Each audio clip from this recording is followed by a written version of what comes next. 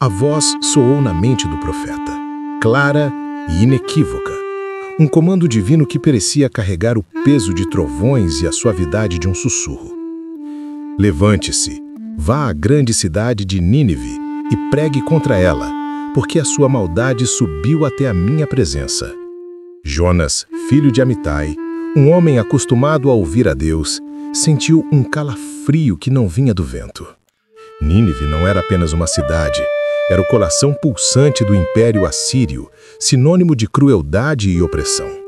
Para um israelita como Jonas, Nínive representava o inimigo, um povo cuja brutalidade era lendária e temida.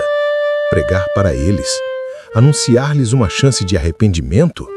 A ideia era repulsiva, contrária a tudo que seu patriotismo e senso de justiça gritavam.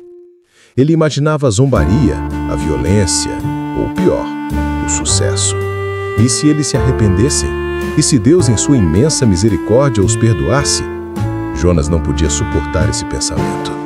A justiça, para ele, significava a destruição de Nínive, não sua salvação.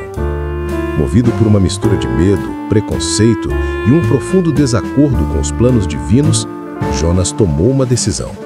Em vez de se dirigir para o leste, em direção a Nínive, ele desceu ao porto de Jope e encontrou um navio que partia para Tarsis. O destino era o mais longe que ele poderia imaginar, na direção diametralmente oposta. Ele pagou a passagem, embarcou e buscou o porão mais escuro do navio, na esperança de fugir não apenas da missão, mas da própria presença de Deus. Ele acreditava que a distância geográfica poderia criar uma barreira espiritual, que o som das ondas abafaria a voz que ecoava em sua alma. No entanto, o oceano sobre o qual ele navegava era o mesmo oceano criado pela mão daquele de quem ele fugia. A escuridão do porão do navio não era páreo para o olhar daquele que vê todas as coisas. A fuga de Jonas não era um ato de covardia, mas um ato de rebelião teológica, uma tentativa de impor seus próprios limites à misericórdia de Deus. Esta história, gravada nas Escrituras, revela uma verdade desconcertante sobre a natureza humana e a soberania divina. Ela nos força a questionar até onde iríamos para evitar uma tarefa que nos parece desconfortável ou injusta. Se você já se sentiu fugindo de um chamado, saiba que esta jornada apenas começou. Se inscreva no canal e ative as notificações para não perder a continuação desta saga, pois a calmaria no mar estava prestes a se transformar em uma fúria inimaginável. Enquanto Jonas dormia no fundo do navio, um sono pesado induzido pela exaustão e pela negação, os céus começaram a se transformar. O Senhor lançou um vento poderoso sobre o mar e uma tempestade violenta se formou, tão furiosa que o navio ameaçava se partir ao meio. Os marinheiros, homens experientes e endurecidos pelo oceano, foram tomados pelo pavor. Cada um clamava ao seu próprio Deus, lançando a carga ao mar para aliviar o peso da embarcação numa luta desesperada pela sobrevivência. O capitão, em meio ao caos de velas rasgando e ondas quebrando sobre o convés, desceu ao porão e encontrou Jonas. "Como você pode estar dormindo numa hora dessas?" gritou ele acima do rugido da tempestade. "Levante-se e clame ao seu Deus, talvez ele tenha piedade de nós e não pereçamos." Os marinheiros, percebendo que aquela não era uma tempestade comum, decidiram lançar sortes para descobrir quem era o responsável por aquela calamidade. A sorte caiu sobre Jonas. Encurralado, ele confessou: "Eu sou hebreu e temo ao Senhor, o Deus dos céus, que fez o mar e a terra seca." Ele lhes contou que estava fugindo da presença do Senhor. O medo dos homens intensificou, pois entenderam que estavam no meio de uma fúria divina. "O que devemos fazer com você para que o mar se acalme?" perguntaram. Jonas, agora consciente da gravidade de sua desobediência, pronunciou sua própria sentença: "Peguem-me e lancem-me no mar, e ele se acalmará, pois sei que é por minha causa que esta grande tempestade veio sobre vocês." Ainda assim, os homens tentaram remar de volta à terra, relutantes em sacrificar uma vida. Mas a tempestade só se tornava mais violenta. Vendo que não havia outra saída, eles oraram ao Deus de Jonas, pedindo perdão pelo que estavam prestes a fazer. Então, ergueram o profeta relutante e o lançaram nas águas turbulentas. imediatamente. No momento em que seu corpo tocou a água, a fúria do mar cessou. A calmaria que se seguiu foi tão súbita e profunda quanto a tempestade fora violenta, enchendo os marinheiros de um temor reverente. Mas para Jonas, o fim da tempestade era apenas o começo de outra provação. Enquanto afundava nas profundezas, envolvido por algas, a escuridão o engolia por completo. Foi então que o Senhor providenciou um grande peixe para o engolir, e Jonas esteve dentro do peixe por 3 dias e 3 noites. Nesse silêncio profundo e absoluto, isolado do mundo, ele foi forçado a confrontar não apenas a escuridão ao seu redor, mas a escuridão que o levou até ali, um lugar que se tornaria seu altar de oração. A história de Jonas é rica em simbolismo, cada elemento servindo como uma peça em um quebra-cabeça teológico muito maior. A tempestade, por exemplo, não é um mero fenômeno meteorológico. Ela representa a perturbação inevitável que a desobediência a Deus causa, não apenas na vida do indivíduo, mas também naqueles ao seu redor. É a soberania de Deus se manifestando sobre a criação, demonstrando que não há lugar, nem mesmo no meio do oceano, onde a sua vontade não possa alcançar e intervir de forma dramática. O grande peixe, muitas vezes chamado de baleia, é talvez o símbolo mais famoso e mal entendido. Ele não é primariamente um monstro punitivo, mas um instrumento paradoxal de salvação. Dentro da barriga escura e sufocante da criatura, Jonas é protegido da morte certa por afogamento. O abismo torna-se um refúgio. É um lugar de julgamento, sim, mas também um útero de transformação, onde o profeta é forçado a um estado de total dependência e introspecção, levando-o ao arrependimento genuíno que ele não alcançaria em terra firme.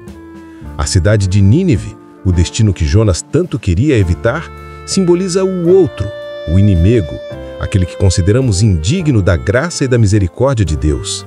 Nínive representa o alcance universal do amor divino, um amor que desafia nossas fronteiras nacionais, culturais e morais. A missão de Jonas em Nínive força uma confrontação direta com o preconceito e o nacionalismo religioso, questionando quem tem o direito de receber a compaixão de Deus. É o campo de batalha entre o juízo humano e a misericórdia divina. Tarsis, por sua vez, é o símbolo da fuga e da autossuficiência. Representa qualquer lugar ou estado de espírito para o qual corremos quando queremos evitar o chamado de Deus. Pode ser uma carreira, um relacionamento, um vício ou simplesmente uma mentalidade de indiferença. Ir para Tarsis é a tentativa humana de traçar o próprio mapa, de ser o capitão da própria alma, uma jornada que inevitavelmente leva a uma tempestade, pois ignora o verdadeiro Senhor dos mares e da terra. Cada um desses elementos, a tempestade, o peixe, Nínive e Tarsis, não são apenas detalhes de uma antiga história de aventura. Eles são espelhos que refletem aspectos profundos da condição humana e da natureza de Deus.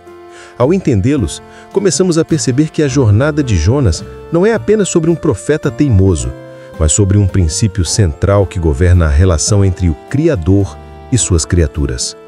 Uma verdade que ecoa com a mesma força hoje. Ao analisarmos os símbolos e a narrativa dramática, emerge um princípio central, uma verdade espiritual que sustenta toda a história de Jonas, a soberania absoluta de Deus e a extensão ilimitada de sua misericórdia.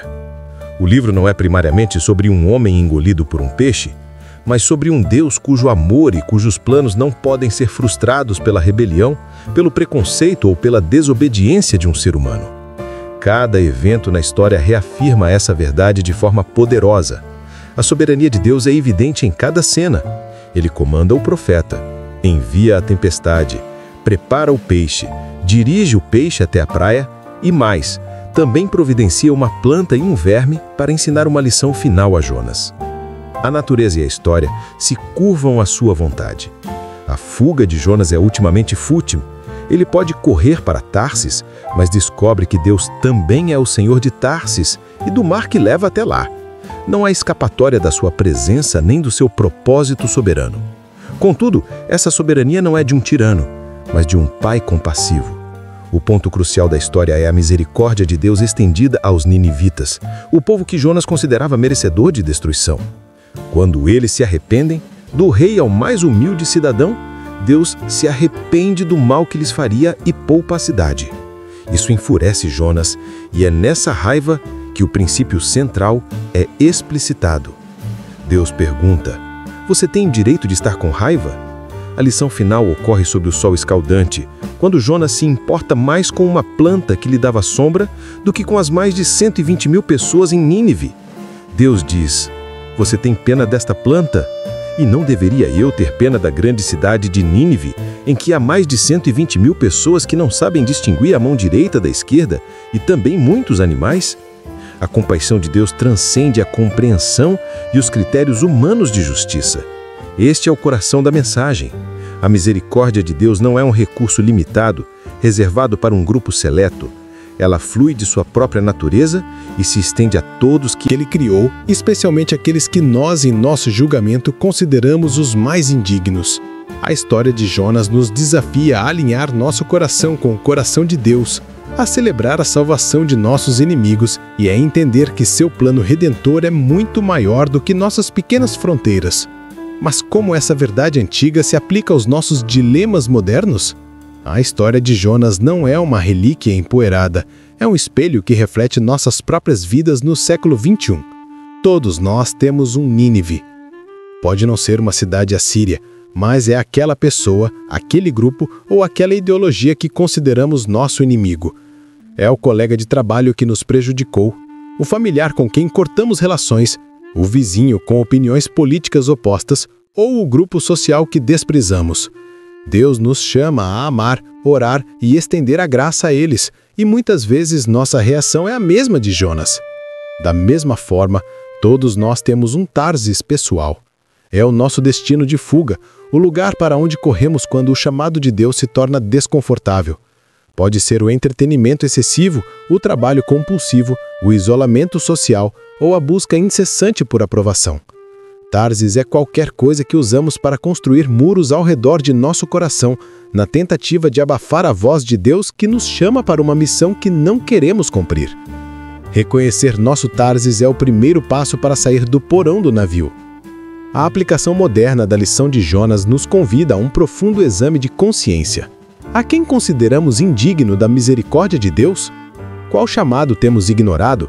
Por medo, preconceito ou conforto? A história nos assegura que, assim como a tempestade alcançou Jonas, as consequências da nossa desobediência também nos alcançarão. Mas, mais importante, ela nos assegura que, mesmo no abismo, a mão de Deus está lá para nos resgatar e nos dar uma segunda chance. O desafio prático, então, é claro e direto. Primeiro, identifique seu Nínive.